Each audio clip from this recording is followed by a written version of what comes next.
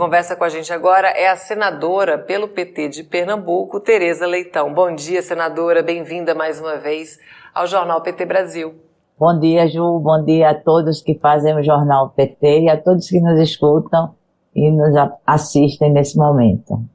Senadora, eu sou a Amanda. A Ju estava falando com você agora, fazendo o ajuste da nossa equipe aqui da Rede Povo. Obrigada por ter aceitado o nosso convite, senadora, para a gente falar desse projeto de lei tão esperado, né, por décadas aí pela sociedade brasileira, especialmente pelas mulheres, né? O presidente Lula sancionou o projeto que garante igualdade salarial e remuneratória entre homens e mulheres no exercício da mesma função.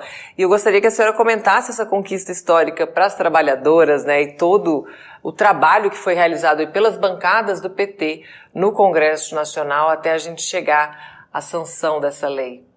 Se diz que não precisaria dessa lei porque a CLT já prevê isso. Só que quanto tempo já se passou da CLT? 70 anos, 80 anos?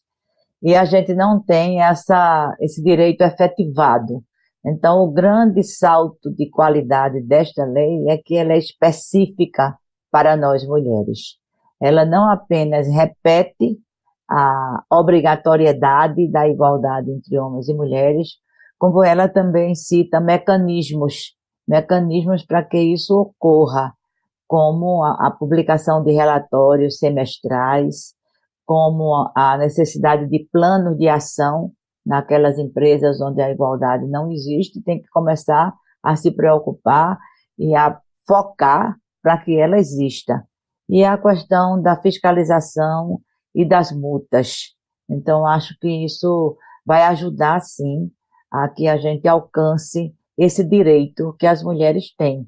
É muito gritante no mundo do trabalho essa diferença salarial. Chega, em alguns casos, a 70%. Né? As mulheres ganham 70% a menos do que os homens para o exercício de mesmas funções. Então, foi uma alegria muito grande. Eu fui relatora do projeto em 2 comissões no Senado, na Comissão de Assuntos Econômicos e na Comissão de Assuntos Sociais. A senadora Zenaide Maia foi relatora na Comissão de Direitos Humanos e nós recebemos o relatório da deputada Jaque. E tivemos que fazer alguns ajustes de redação diante da pressão, né, de alguns segmentos mais vinculados ao empresariado que não viam necessidade desta lei. Então, houve um processo de negociação importante também no Senado e o presidente Lula, em um dia de grande importância para nós mulheres, para o nosso governo, que cumpre o que sempre disse na campanha, de que o nosso governo terá um olhar, como está tendo, um olhar específico para o direito das mulheres. Senadora, e o presidente também falou, e a senhora mencionou, a necessidade da sociedade se engajar também na fiscalização do cumprimento dessa lei junto ao governo federal, né, que faça um trabalho conjunto. Eu queria que a senhora falasse os canais que estão disponíveis. A gente já tem aqui o site de denúncia que a gente vai colocar em tela, mas comentar também a disponibilidade desses canais e a diferença que faz a participação da sociedade para que uma lei de fato pegue, né? A gente tem essa mania, né, Amanda, de dizer que tem lei que pega e tem lei que não pega, né? Eu acho que essa lei, ela tem tudo para pegar, digamos assim, porque não se admite, em pleno século XXI, a mulher ocupando importantes espaços no mundo do trabalho, uma mulher com competência comprovada, com experiência, com formação, ela não ter isso assegurado. Então, a grande participação da sociedade vai nessa direção de reconhecer que essa lei é um avanço para a democracia, que essa lei é um avanço, né, para coibir, diminuir desigualdades. E o engajamento, ele pode se dar para o empresário, né, ou para quem não cumpre a lei. Eu acho que o rigor do cumprimento está também ligado à multa. Não podemos deixar impune quem descumpre uma lei. A multa, ela corresponde a 10 vezes o valor do novo salário devido pelo empregador àquela empregada que foi discriminada, e em caso de reincidência, o valor pode dobrar. Esses relatórios semestrais, né, da transparência salarial e remuneratória, ele também vai indicar e dar essa margem importante de participação, né, da sociedade. O plano de ação, como eu falei, caso seja identificada, né, a desigualdade salarial e remuneratória, as empresas deverão apresentar e implementar um plano de ação. Tudo isso vai ser coordenado e monitorado tanto pelo Ministério da Mulher como pelo Ministério do Trabalho, e o engajamento, né, dos sindicatos, das centrais sindicais, das organizações de mulheres, né, estavam presentes, inclusive, na sanção, essas representações. Isso é muito importante, porque a lei cita as medidas e a lei vai ser também regulamentada. Nós aprovamos, né, todas as diretrizes e, dentre elas, tem a regulamentação que será feita pelo Poder Executivo. Esse canal específico de denúncia, né, é outra coisa importante, a gente vai estimular, as campanhas também publicitárias vão estimular, né, e dentro desse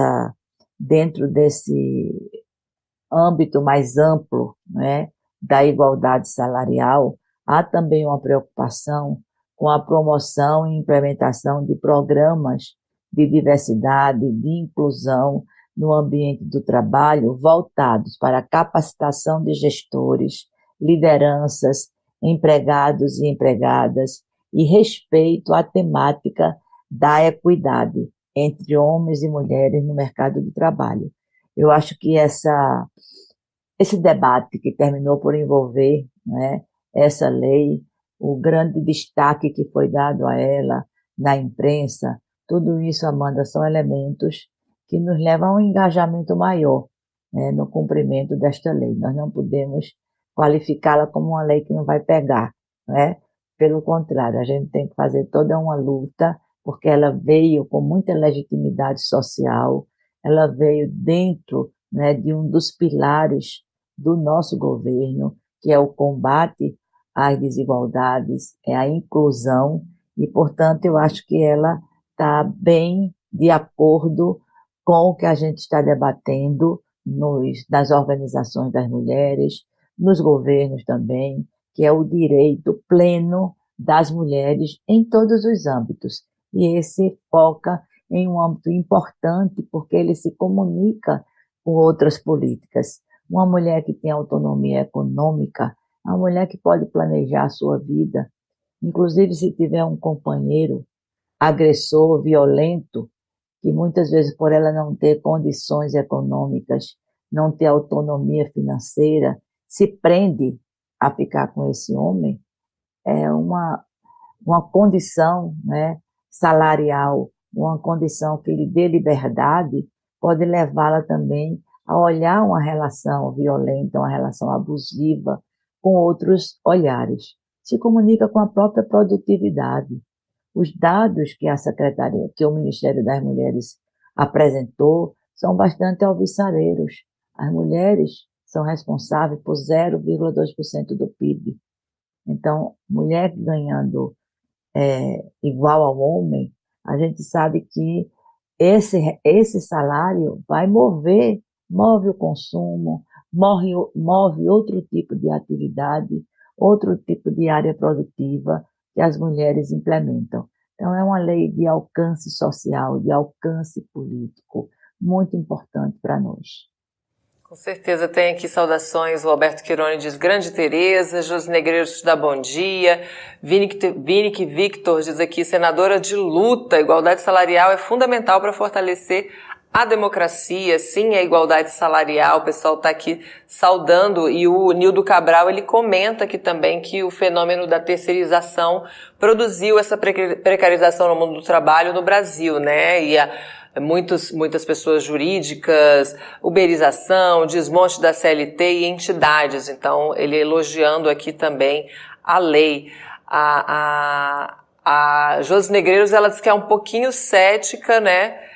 em relação à lei pegar, mas a gente está aqui também, o Jos Negreiros, contando também com a participação da sociedade, né, senadora, para que essa lei pegue sim. E você falou, move mercado de trabalho, move uma série de estruturas e move essa estrutura social, né, coloca a mulher em outro lugar, como a senhora comentou, bem menos, sai dessa situação vulnerável ali, né, de ganhar menos, então ela ganha também uma nova colocação nessa estrutura, nessa pirâmide. O Alberto Quironi comenta aqui também, ele pergunta se essa lei ela se estende também para as mulheres migrantes que estejam contratadas no Brasil, ou é só para mulheres brasileiras?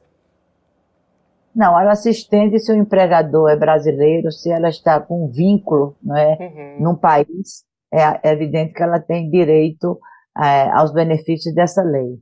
No mercado do trabalho, no mundo do trabalho privado ou particular, né, como é o caso nosso das escolas, né, a gente sabe como é que isso vai ser tratado. Mas a gente tem um desafio muito grande também, Amanda, no setor público, onde a gente ingressa por concurso, onde os cargos têm a mesma remuneração, muitos cargos têm carreira, têm planos de carreira, mas se a gente for observar os cargos da alta gestão, os cargos de coordenação, os cargos de comando, na nossa categoria mesmo, que a maioria é formada por mulheres, esses cargos sempre são ocupados majoritariamente por homens, secretários de educação, ministros da educação, né, gestores das universidades, reitores.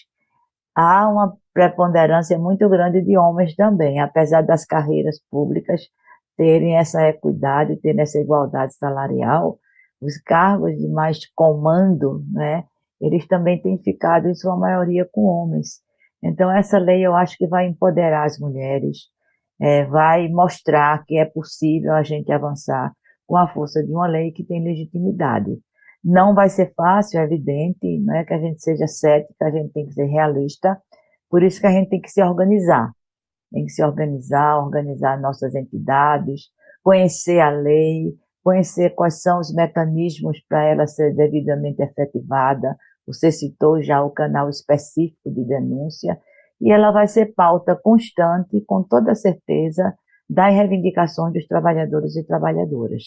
Então, acho que isso é um ponto muito importante e muito estratégico para consolidar a democracia, para consolidar o respeito e o direito das mulheres. Com certeza. Vou mudar um pouquinho de assunto aqui também, porque a gente tem outra notícia boa aqui para comemorar, né, senadora? Com um voto favorável da bancada do PT, o plenário na Câmara aprovou esta semana o projeto de lei do governo Lula que cria a escola, o programa Escola em Tempo Integral. Agora o texto vai seguir para apreciação no Senado e eu queria que você contasse para a gente como é que esse projeto vai impactar a vida dos estudantes e também qual a expectativa, né, para o recebimento dessa matéria aí no Senado. A expectativa é bem positiva, ele ainda não chegou, pode até ser que vá direto para o plenário, sem precisar passar pelas comissões. É um tema de muita relevância e muito desafiador. Em termos de recursos, né, o orçamento inicial é de 4 bilhões de reais, para que estados e municípios, que são os implementadores, né, da educação básica, possam ampliar as matrículas em tempo integral. Mas tem um grande desafio, Amanda, que eu digo que é o maior de todos. São duas questões. Primeiro, a estrutura das escolas, a estrutura física e pedagógica das escolas. Não adianta você reter o estudante por mais tempo na escola, ampliar essa jornada, se a escola não tem refeitório, não tem biblioteca, não tem laboratório.